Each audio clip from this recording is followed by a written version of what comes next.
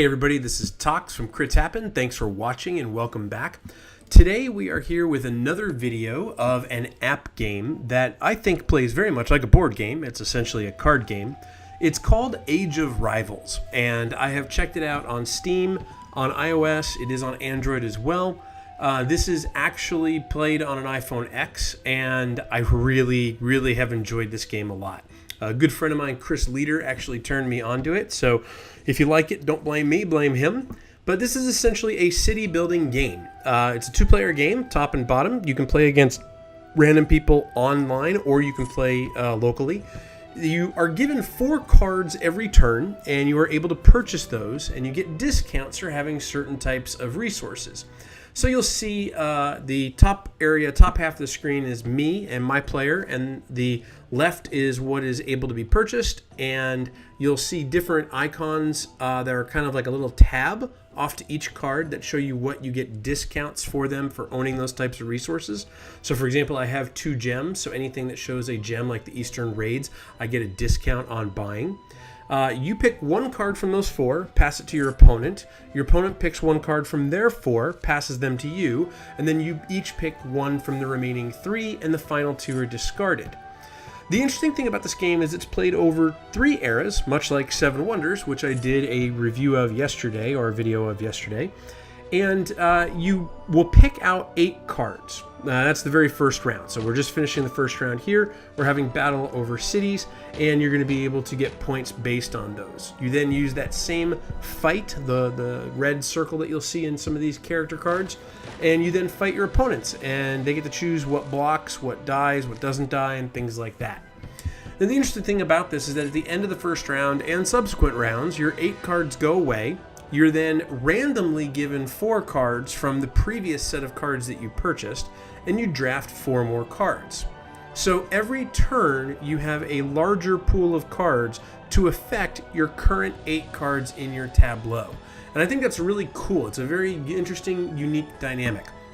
It is a complete RNG, random number generator, in terms of what cards you will get at the end or at the beginning of each round, but it provides some really unique strategies. There are different types of cards. There are military, there are civic, there are culture, different things like that. And of course, they combine with each other.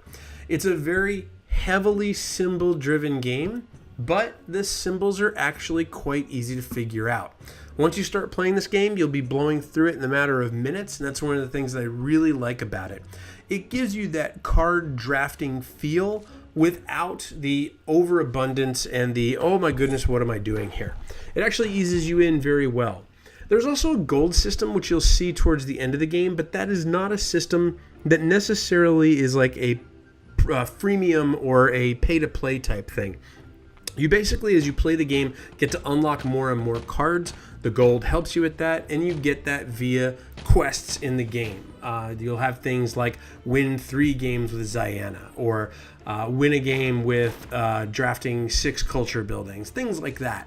The gold is not purchasable. You're not going to be able to go in and just say, hey, I want to buy $20 worth of gold, and yay, I have better stuff than anybody else. Which is nice because it's a refreshing change from the premium model. It throws people off at first because this is a pay-to-play app. It's usually like, I think $4.99, I believe is how much it normally is. And then you get into it and you're like, whoa, there's a gold system, what's going on? But it actually is very cool. It is very strategic. Now, I'm playing this game against just the generic AI, so it's not something that is really hard, but there is a hard AI, and it is kind of hard. So I would highly recommend to check it out. This is a really fun game. It is, again, scratches that itch of drafting. It scratches the itch of city building. It's got some really unique kind of artwork. It's kind of almost hieroglyphic-y type artwork, I guess, if that makes sense. It's kind of basic in some cases, but it really fits, and it's actually really cool. The symbols, like I said, come to you very easy over time. For now, I'm going to sit back, let you guys enjoy the gameplay and see some of the movements and some of the inner workings of the game. You'll be able to pick up on some of the nuances of what some of the rules are here. It does move pretty fast. As you can see, the animations are pretty quick, but it's a really, really cool little system.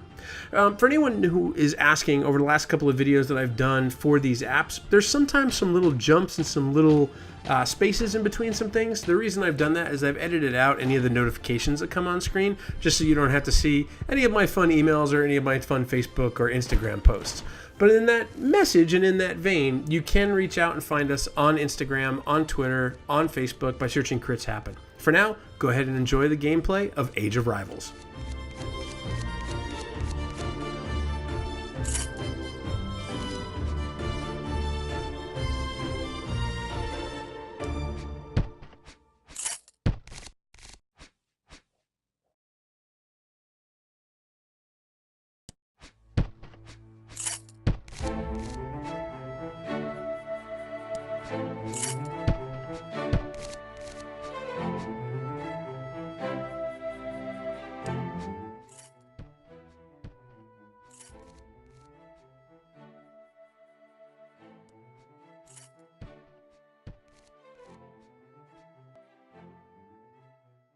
So that's Age of Rivals. I hope that you've enjoyed it. It is, again, a very quick and fast-paced card game that I really, really like.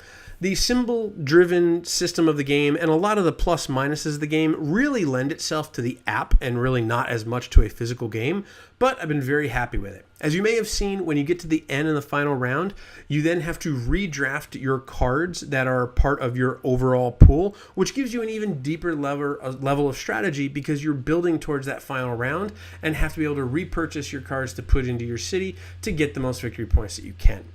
So, thank you so much for watching. Would love to hear your thoughts. Leave a comment below in the YouTube channel. Let us know what you liked about this, what you didn't like about it, what you'd like to see more of, or how you think this compares to other games like Seven Wonders and other city building apps.